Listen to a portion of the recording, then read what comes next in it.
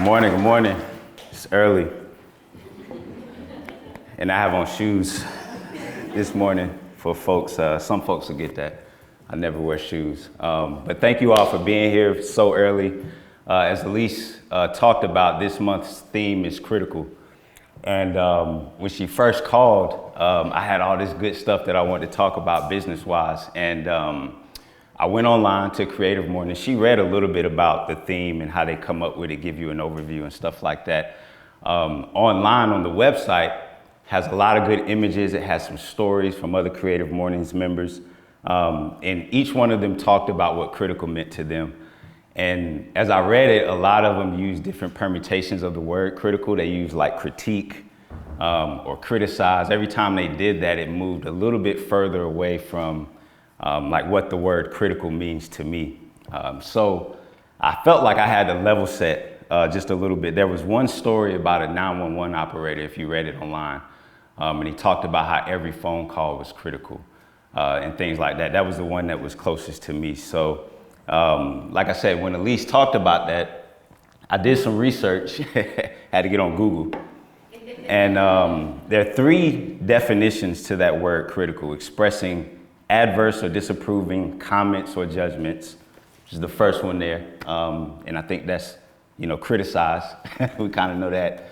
The second one is expressing or involving an analysis of merits in work, faults or work. So that's more critique.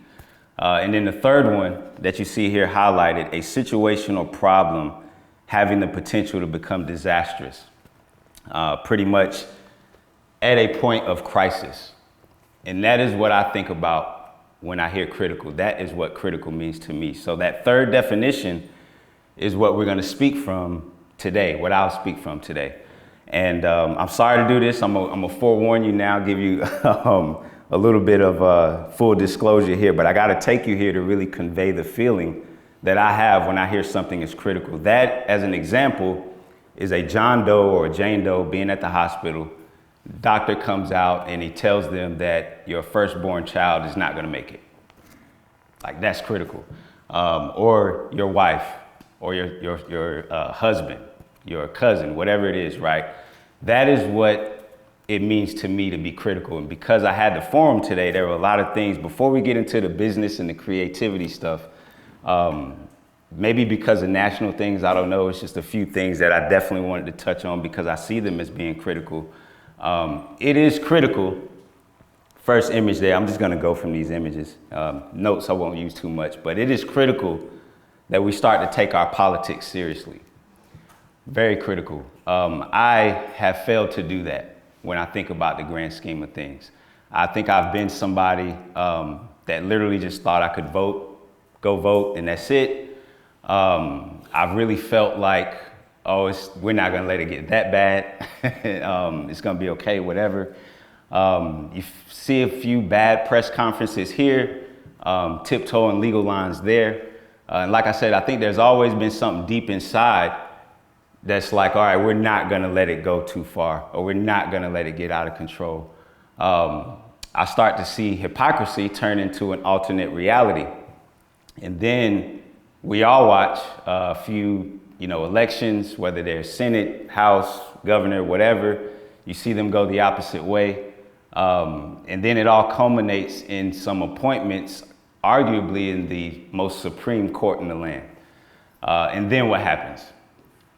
My little nieces, young women, they start to lose their rights. And I almost started to feel like it was my fault, like I should have been doing more for women on behalf of my nieces, different things like that. So all of this stuff, I always felt like I said, it was a game, or like it was just gonna not get too out of control. And then here we are today. So, and I know people are like, oh man, like I'm sitting here talking about politics because it's like been taboo historically to not talk about politics. I think that historically we've said don't talk about politics in the workplace, in public settings, things like that. And I thought really long and hard about what I was gonna open with today. And I can tell you that I think that old way of thinking has to go away. There are literally organizations, nonprofits, B Corps, whatever, that are birthed off of political action. So how we got to a point where we don't discuss those things, like in certain settings, is a little bit beyond me, but we've got to change that a little bit. We know who's talking about it or who's taking it seriously, so we've got to start to do that. And I think that's okay. I mean, we live in North Carolina. I have an understanding of my state and how we vote sometimes. And I'd be naive to think that there are not other people in my circle or people that I do business with that do not have or that have the opposite political beliefs that I do. But I do know that in Raleigh, in North Carolina, we are essentially good people. And we all have a very good way of working together and putting differences aside. I think that there is an emergence of a third group in terms of politics. I don't know if they have a name for this group yet or not.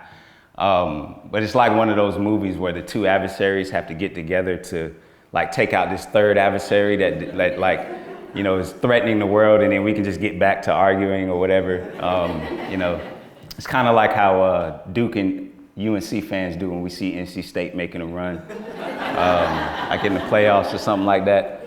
But I am actually fortunate enough to have, or to have lived through experiences to see people like a John McCain, somebody who I think, you know, has a lot of character, the way he governed, the way he served his country. I'll never forget him stopping a lady that was like disrespecting former President Obama for calling him, you know, all this other stuff. And he literally blocked, they tried to repeal one of his biggest accomplishments and he blocked it. I'm fortunate enough to see an example like that and to know that on the other side, we can work together and put differences aside for the best for people around us. So we've got to start doing that. I say that we need to take our politics seriously. It's critical that we take our politics seriously because they're not. They're not. Somebody summed it up the other day. I was looking at something and they said, it's funny that people hate Congress, but they love their congressman. And I don't know if that makes sense, but it's like, that's what we see playing out a lot. It is critical that we do something to end random gun violence. It is not critical that we come up with laws to imprison doctors for performing abortions. And that's just my opinion on that matter, but snaps. But I know y'all don't want to hear me talk about politics all morning. I can see the whole room. It's like, oh snap, talking about politics. One more, then I'll get into business stuff. But the top right picture, anybody know who that is by chance? There was a documentary recently about Black mental health. Yes. His name is Bruce McIntyre III. Beside him is Amber Rose Isaacs. I'm sorry. That documentary recently came out, but this story is over 2 years ago. And they were expecting their first child. They went to the hospital, and Bruce was adamant that something was wrong. He knew that something was wrong. He OBGYN visits, doctor visits. I guess the results of certain tests, he could tell that things was wrong. He was pleading for help. It's critical that you help the mother of my child here during this birth. They didn't. Emergency C-section. She died. She passed away. So now he is raising their child on his own. He has started to become very active in terms of African-American women and healthcare and childbirth. This was 2 years ago. This has been happening even before then. Very recently, I saw this. We see these documentaries in public spheres. And then I also saw it on CBS recently, where they talked about women, childbirth, how they're not making it through childbirth, and the alarming stats when it comes to African-American women. It is critical that we start listening to the plight of other people and that we just not, pass it off as just somebody complaining or somebody not listening. It's critical we listen to women, African-American women. It's critical that we listen to Black fathers. I know that stigma or the cliche when you hear black fathers and what you may think of, but there are a lot of good men out there who are good fathers, African-American fathers, and when they speak, we probably should listen. You're not gonna get much from the deadbeat dad or something like that. They're not gonna say anything. But when people like that speak, we have to start listening. Also, somehow, when we talk about plights, everybody has one. Somehow, we have decided that white men cannot take part in these discussions. You talk about DEI or inclusion or whatever, everybody's so image conscious, and we almost want to exclude white men from having these types of discussions as well, from things that are going on in their lives and their plight. And that, something with that doesn't quite sit well with me when you talk about excluding people. I don't want me asking for my rights to infringe or take away from the rights of someone else. And if you think that white men don't have a plight, you should talk to any number of servicemen, white men who've served their country, who have gone overseas, put country first only to come back and to be underserved here. So like I said, when we talk about, plights or listening to people, we need to do it in a way that is a little more tangible. Plight, getting into my definitions now. Plight is a dangerous, difficult, or otherwise unfortunate situation. So, like I said, everybody has one. And it is my belief that we only get involved in things that come through our front door. I think that's okay. Some people are not going to understand the things that I talk about because you don't live my life and you're not there, right? And that's cool. But whatever those things are, whatever those issues that are important to you, important to your family, I think we've gotten past comments about it or analysis about it, right? We are at that third stage in a lot of different ways. So try to move from speaking about things to doing tangible things that can improve the situation for the situations that you care about. I think that's very critical. So just wanted to speak on that real quick. Welcome to Creative Mornings. My name is Johnny Hackett Jr. again. Now I'm gonna go from the bottom two pictures. My name is Johnny Hackett. I started a Black-owned business directory in 2019, February 2019. It's called #BlackDollarNC. Christina back there. She was with me when I was working on this. I was online one day, this was 2018, and I think I was just looking for a way to support Black-owned businesses. I was trying to do a little bit more myself, and I just couldn't find them. And I have this skill with design, with development. I've worked for IBM, for Xerox, Blue Cross Blue Shield, and all their IT departments, and I can facilitate every phase of the SDLC process except for a developer, but I know a little bit to be dangerous. But I designed a whole directory. I wanted to make it a little more modern, a little more updated. And thankfully, we were able to release it on time, February 1st, for Black History Month in 2019. And the directory has done really well since then. We spent the whole 2019 donating to other businesses, going to other events. We're not a research group. We don't go out and just list businesses online. You have to come to us, but it's free. Once you sign up, we'll get you loaded in there. But I did that work for a long time, or for that first year in 2019. Got into 2020. Well, before that, Nicole Stewart, who's a dear friend of ours, she spoke for me at a few events for us. I shared, or I supported her events. She was coming home from vacation one day, and she had her whole family in the car. We were having a release party for the directory. This is like June of 2019, June or July. And she pulled her whole family up to the event, made them sit in the car just so she could come in and introduce me to Veronica Creech, who at that time was the director of the City of Raleigh's Economic Development and Innovation Office. And Veronica had just taken that position, and Nicole said, hey, you need to meet this person. She's telling me about the makeup of that office. For those that don't know, that office with the city of Raleigh, their number one job is to support small businesses in the city of Raleigh. But they're a small staff. I think at that time, maybe when they first started, maybe 3 or 4 employees. I think now they've grown a little bit. They're working with the chamber a lot more now as well.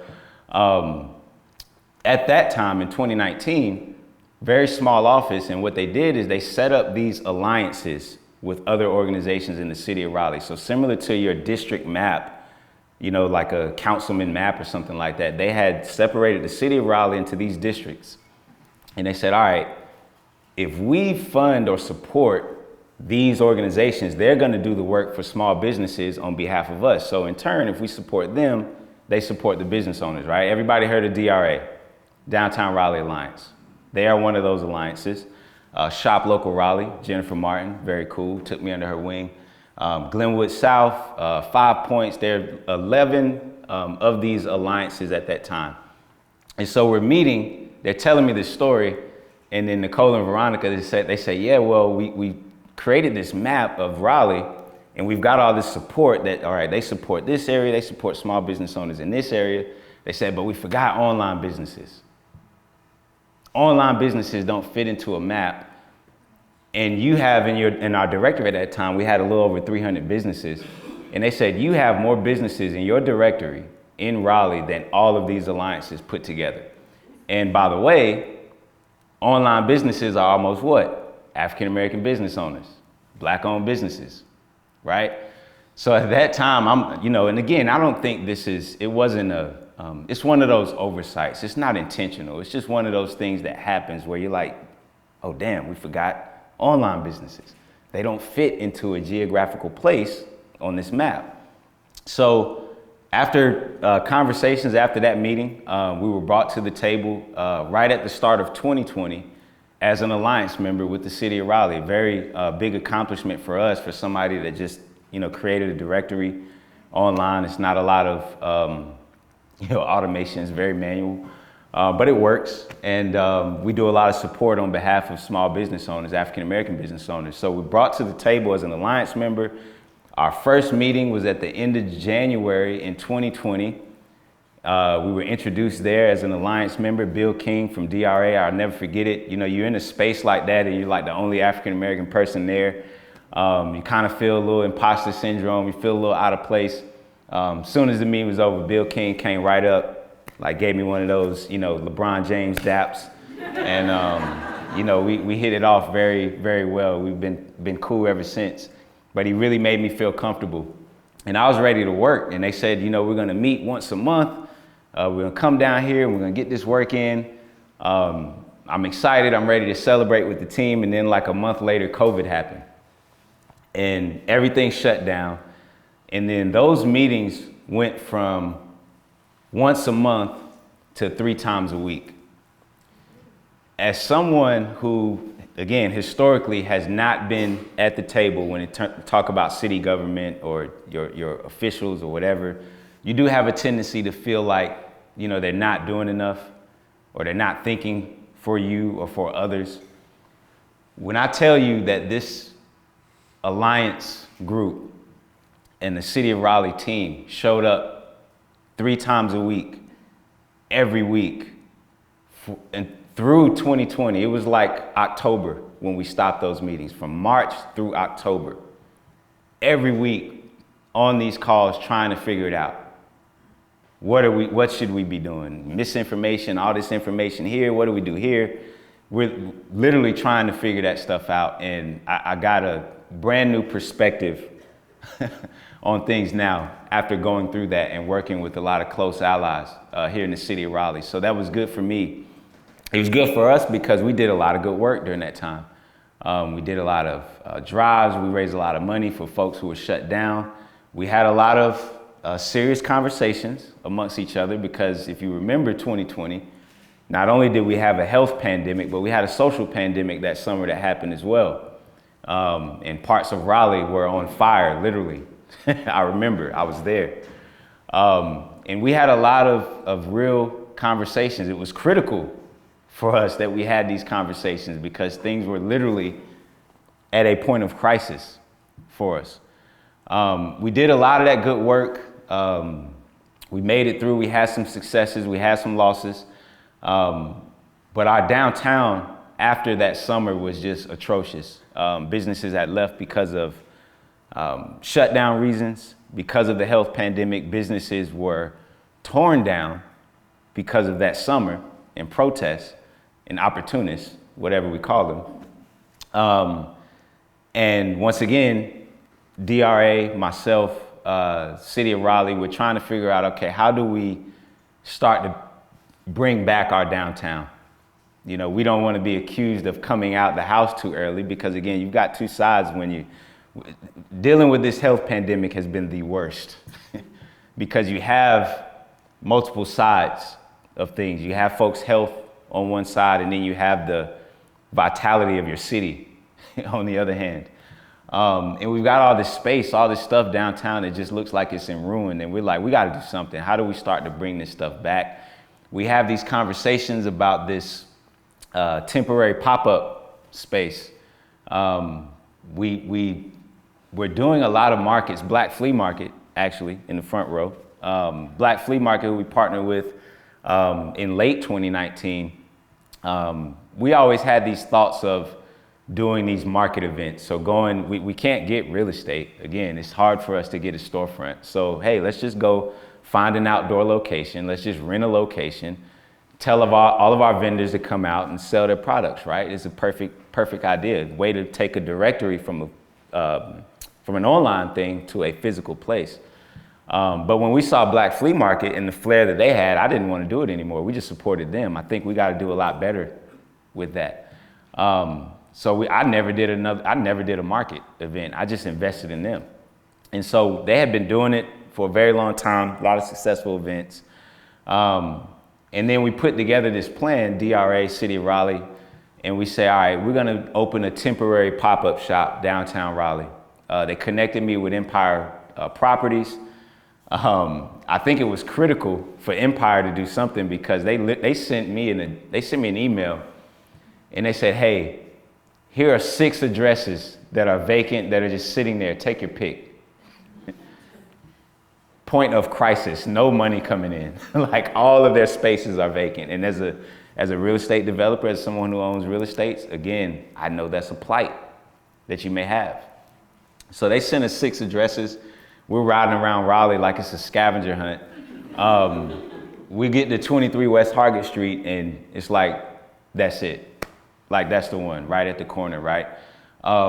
So we go into that. Empire, I always salute Empire for this.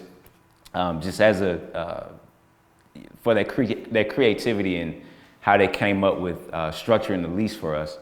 But they said, hey, we'll do 3 months. I know this is a new concept that you're working on. If it doesn't work after 3 months, roll out. Don't worry about it. You know what I'm saying? This doesn't go into a long-term thing. You're not going to be held on the hook for anything. We're even going to give it to you at a super discounted rate because it's just sitting there making 0 at that point.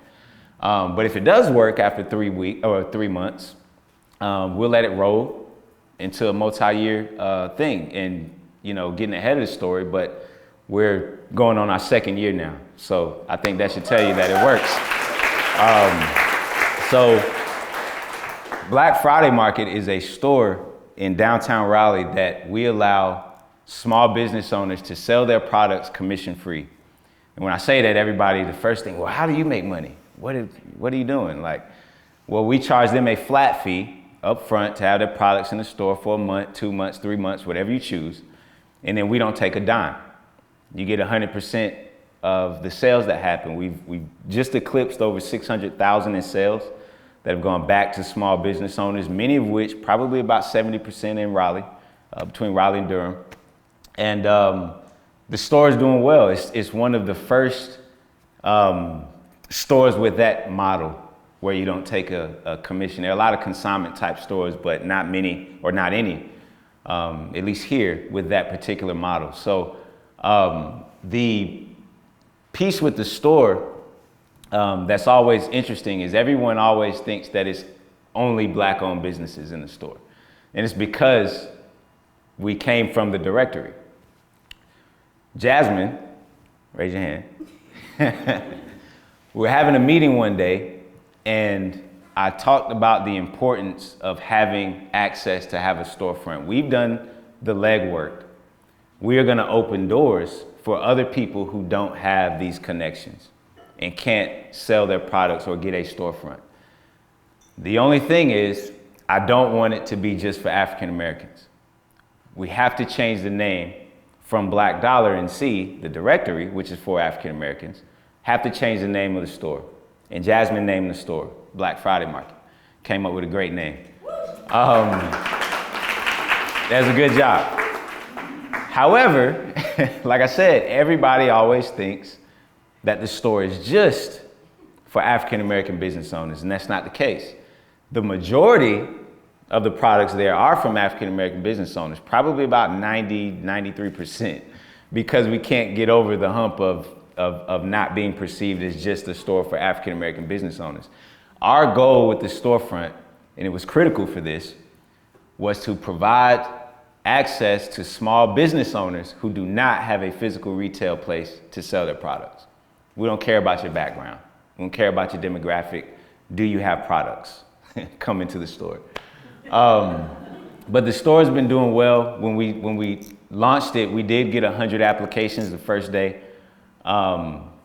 The directory was used as one of the primary means of communication. We had already been, if you thought to yourself, oh, I'm gonna open up a consignment store, the first thing you would think to yourself is, I gotta put together a list of businesses to reach out to. Well, we had been doing that since February 1st of 2019. So once we sent the email blast out, like I said, 100 business owners came calling that first day. We opened the store in 13 days, got the key December 2nd, opened the doors December 15th. That is awesome, to a full store, right? So that is good.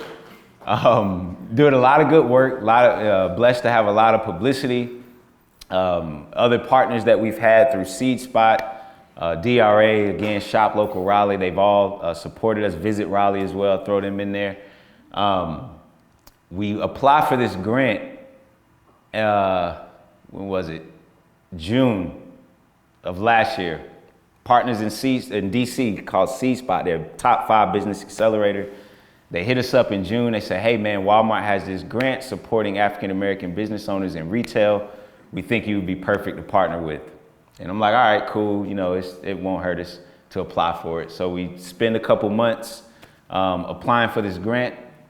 At the same time, also in June of last year, good friend of mine, David Meeker, invites me to this huge space behind Trophy Brewing.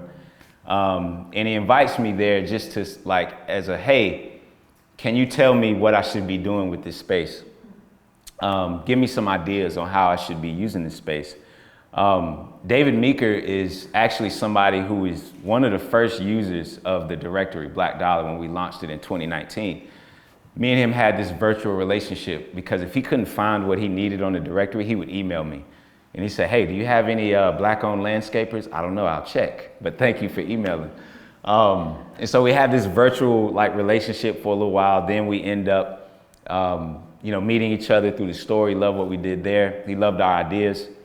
And again, he brought us in as a thought leader to look at this huge space and what he should be doing. And I'm in there telling him all these ideas and what you should do here. But secretly, I'm like, man, I want that building. I left out, in the store, I had this living room where I used to sit behind the checkout and have my laptop, but people would come up and bother me. I'm like, man, I need our team is growing. We need office space. We need different things like that. And then a lot of the business owners that we're working with at Black Friday Market, they're creating products at their house, in the kitchen, in the garage, kids running around, no focus, TV's on. Oh, let me sit down for a minute. And then you just get warped out, right? Business owners needed a place to create their products, but it was a huge ticket for that build. I didn't know how I was going to do it. Continue on, October, Zach, who's the executive director of Seed Spot, he calls me up. He says, hey, bro, we got the grant. I said, what? Oh, my goodness, that was perfect timing. Whatever that was. I was like, oh, man, we got the grant, man. Oh, my goodness. And I asked him, I said, so, we're already self-sufficient at the store. The model is working. We can take care of staff, take care of overhead. We do our own events, do our own marketing. Do you think they would have a problem with me rolling those funds into a new facility? And he's like, well, actually, as part of this grant, you have to open new facilities or else we don't get it. So I'm like, all right, cool. So I called David up. And I said, yo, man, we sign us up. We're coming in there. And he's like, huh? What? Like completely took him by surprise. And so what we did is we took a co-working model and we applied it to retail business owners. So we took all this money and we invested it directly in them again. We put heat press, probably over $20,000, $30,000 worth of equipment in this facility. Heat press machines for garments, mugs, hats, laser engravers. You can do glass, wood, ceramic, the shot glasses you get on vacation. You can literally make those there. What else? Electric heaters for candle making, soap, skincare products.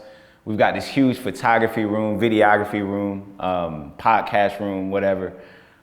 Just a huge facility with all of the things in there that a creative person in retail would need to come in and make their products. And that's just phase one. We got a whole other list of equipment that we want to bring in. But we decided to give creatives a space to come and use their products. Again, change the name of it. It's called The Factory. We don't want anyone to think that it's only for African-American business owners. But yes, everyone knows our target audience and who we serve. But these places are open for everyone. So we opened The Factory just this year, about mid-April, late April, something like that.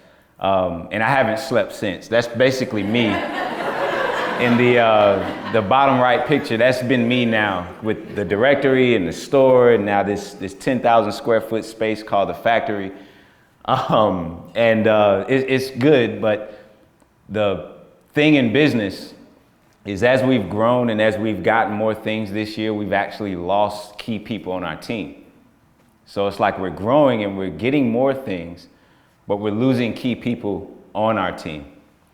And the best practices that we've always had, some of the internal process. I'm a process guy historically in corporate America. I'll talk bad about corporate America later, but you can learn a lot from corporate America. I've learned a lot that I apply to what I'm doing as an entrepreneur. I'm a Six Sigma black belt and I use that every day in my entrepreneurship life.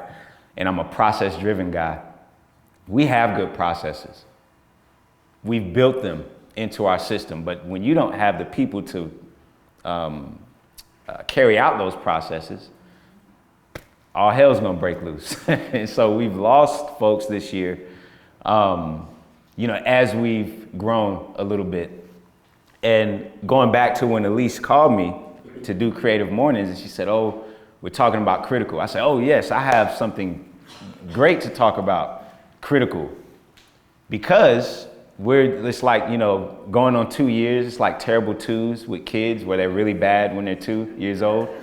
I think probably most businesses, physically located businesses or storefronts, in 2 years, you're gonna be tested. If you can make it 2 years, you'll probably be fine after that. So, I'm up here and I'm talking about all this success, but it's very critical for us right now. Time sensitive, urgent. I put that there because Jasmine, Jay, the other folks who are around us, Ken, Kim, I see them here from TDS Radio, LOI. If they've heard me talk around The Factory in meetings, there have been two things that is killing us right now as a small business. It's critical that we fix these things. Communication, our communication with each other or our communication externally, and our sense of urgency. We talk about things, we've fallen back into bad habits of talking about things, but not having the sense of urgency to follow through with it. And while I'm super humbled to be invited here and to speak, I'm just like everybody else here. And like I said, I share that with you because that's where we are right now.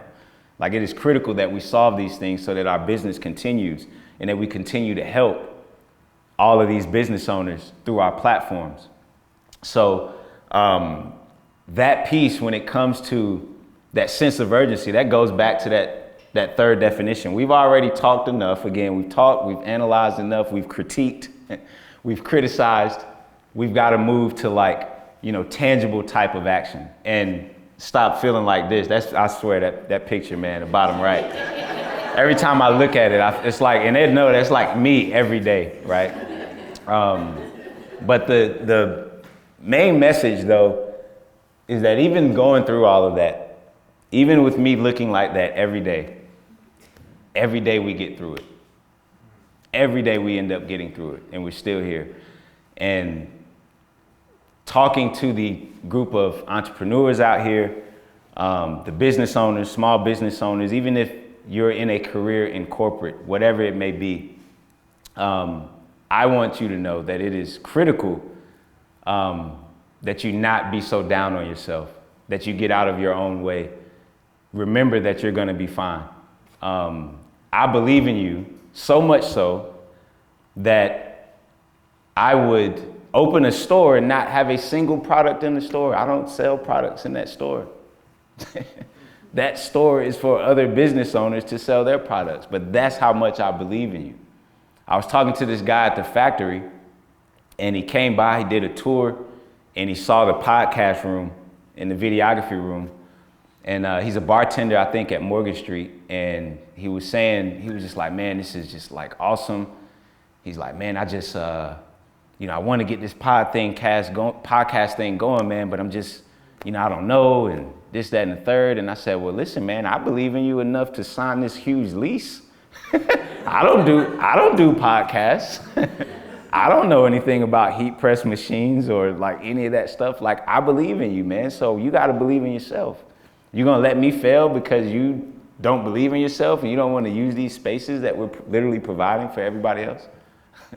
Like, you have to get out of your own way and move forward to try to be successful, man. We had a pitch competition this past weekend, and there was a guy, Lamont, worked for volunteer with an organization called Stars Behind Bars. And what they do is they go into prisons and they're actually able to take people who are about to get out. They can take them out of the prison and actually take them places to begin to get them reacclimated to society. And this brother, man, he did not want to pitch. He did not want to get up there and talk about his business. They're not going to listen to me. He got gold fronts in his mouth and he's this, that, and the third. And we're talking through stuff and he tells me that anybody that has gone through their program, 100% of those brothers have not gone back to jail. And he is one of them. I said, dude, what are you talking about? Why are you so nervous, man? Anyway, he gets up there, he presents.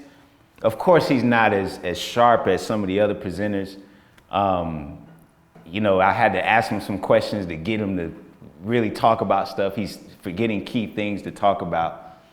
We invited some judges over, and the judges, they were downstairs.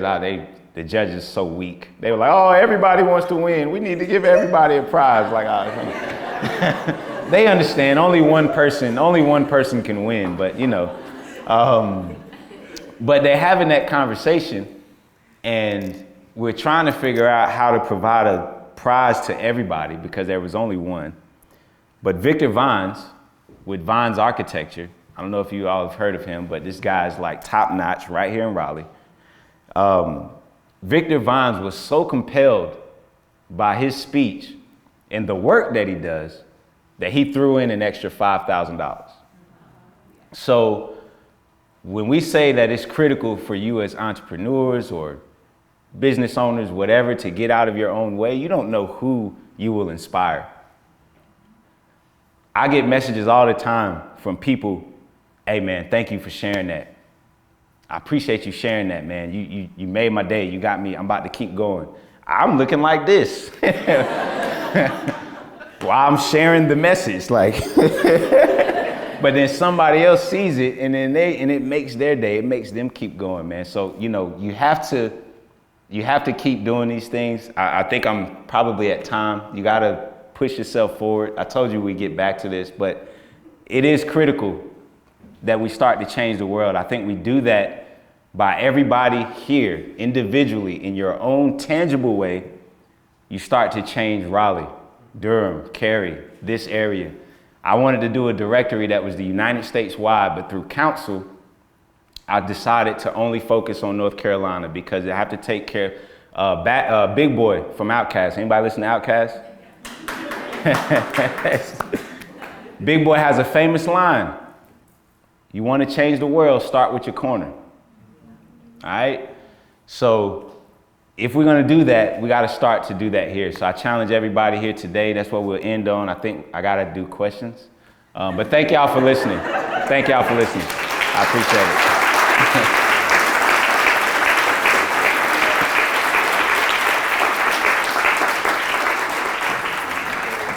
Thank you so much, Johnny. That was fantastic. Thank you. Can we get one more round of applause for him? Come on, man. Thank you, thank you. Thank y'all for waking up so early. So we are going to open the floor to some questions. We have time for a few questions. So raise your hand if you have something to ask Johnny. Sorry about that. That's all right. I have a question. So, with your businesses being focused in underrepresented communities, right? And if I have a business model that is focused that way, how do you, in a room where you're the only African American, be able to speak about this audience without, critique or criticism? I think you have to. I told someone else that I think the greatest trait or strength that any of us can have is empathy. And I think that if you start to think about things from other sides of the table, it's going to allow you to frame things in a certain way that is not necessarily, disrespectful or off-brand or off-subject for the other people you're trying to talk to. The example I gave earlier about the city of Raleigh and this breakdown of physically located businesses. I was able to not go into it like, oh, you just don't care about online businesses or black-owned businesses. No, I can see from that perspective and understand what this small office was trying to do, like physically, and then be able to speak to it from that. I think it starts with that empathy, though. Again, I think if we're able to think about, again, the plight of others and what other people are going through, it's always going to put you in a position to frame things the right way. I feel like I have a very good ability to do that, and that's what's helped me. So. So my question is, I won't go into who, but someone fairly influential in this city just recently posted on the gram. The gram. A photo with very little context that was just sort of a text. Raleigh is dying. Very little context. Yeah. I would just love to know your response to that. That's a tough one. Let me see. I'm gonna go back. That's probably the best response. I love that mural. I love the picture I took right there. Again, going back to, empathy. I don't know who that person is or what it is that they're going through. There may be something that is needs to be improved, whatever that situation is, or whatever prompts them to say something like that. I don't believe that. Like I've said this before, I don't think that any city is without its issues. I think that Raleigh is far along. I think that I like to hope that we're a lot better than other folks. We do have to fix communication. I do think that there is it's like a network of information that circulates, and we got to figure out how to get information for specific things to everyone. I think that's one of the biggest things we brought to the table with the city of Raleigh. No offense, they're not on the gram. The city, they don't have the biggest presence on social media, right?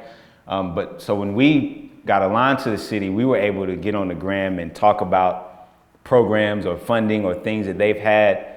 And again, some of the best messages I get are, man, I wouldn't have known about Launch Raleigh if it wasn't for your post or whatever, right? Like, so, but we still got to do better with that here in Raleigh and making sure that everybody's included in certain information. So, you know, I don't think Raleigh's perfect, but I don't think we're dying either. So I have to disagree. All right, one more question. Yeah, props to you, Johnny, for that, because I woke up this morning with one of the first things I saw. I laughed, closed Instagram, and came here. Because I think it was a bit of a joke, you know what I mean? Like, Yeah. Just to see something like that. But it does get to my question, which is, you said it's critical about communication. Yes. That you need communication. I would love to hear you elaborate on that, because I think there are communication tools in the city that can help businesses like yours or everyone in this room. Right. But I'd just love to hear you elaborate. You kind of hinted at it, and I was like, I want to hear more. Yeah. What do you mean? Like, what do you need from everyone in this room, from a communication perspective, to help you, to help those businesses that you're helping, Yeah. and to help Raleigh to not die? You know? Right. No, exactly. Well, like I said, you take your city of Raleigh, chamber, DRA, whatever, right? All of these organizations that exist in Raleigh. The first piece of it is like, how do we get some of that key information out to everybody? How do we meet people in spaces that we don't normally go in, whether physically or digitally? So that's something that we've been thinking about for a very long time. And I don't necessarily know the answer there on how we fix that. But somehow, some way, we've got to corral all this information and make sure it's in the right place.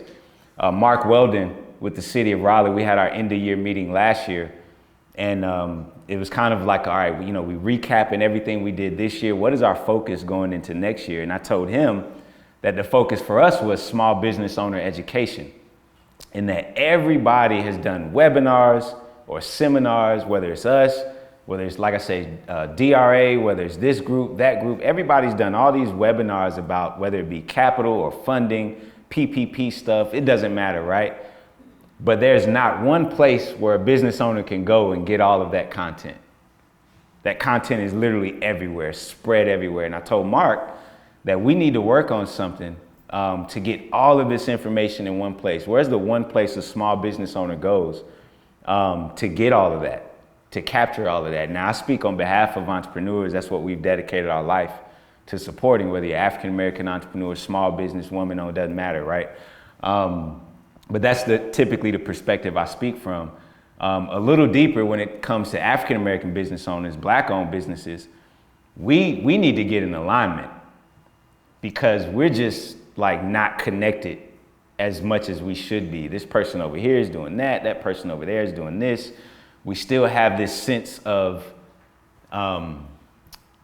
competition amongst each other. And now somebody came into the store one day and they were asking me these like sneak questions about the store and about like how the store worked and all this stuff. But I was going into like detail about back end. You better use QR codes, because if you don't scan stuff, you're going to have, messed up reports and all this stuff. I'm going in depth behind the scenes about how the store operates. And finally it comes out from them that they had thought about doing something like this before and they didn't do it. And so I looked at them and I said, well, you should do it like right now. Because hopefully this store shows you that it would work. We can't service everybody. So why do I want to be the only one with a store like this? I'm happy for you to go open a similar store, because we can't service everybody. If you're trying to chase us, you're already losing, because I'm already 5 years ahead. So like, we don't worry about too much of that. But amongst Black-owned businesses, African-American leaders, and we have this conversation a lot, how do we get on the same page? At least mentioned that I've had the privilege to be on all these boards now. I'm on the board of directors at a place at the table, Dogwood State Bank, DRA, and all of these boards are a machine. They get together once a month. They talk about tangible results. They talk about key things. Oh, you know what you're doing over there. You know what we're doing over there. And I'm like, man, we need to bring that back, for Black-owned businesses, because we're just everywhere. We're just like all over the place, and we just need a little bit better alignment in our communication. First Black mayor of Raleigh, Clarence Lightner, owns a funeral home, Lightner Funeral Home, or it used to be, MLK Boulevard.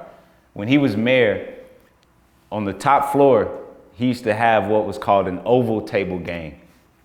And he would meet with all of the African-American leaders in the city of Raleigh. Anybody that had a business or a lawyer or a doctor or this leader or whatever, and they would talk every month and talk about the plight of African-Americans and what the city needed to be doing at that time. And they would put a plan of action in place and go do it. And we just need to bring something back like that. So it's a little bit about communication. Great answer. Yeah. Everyone, let's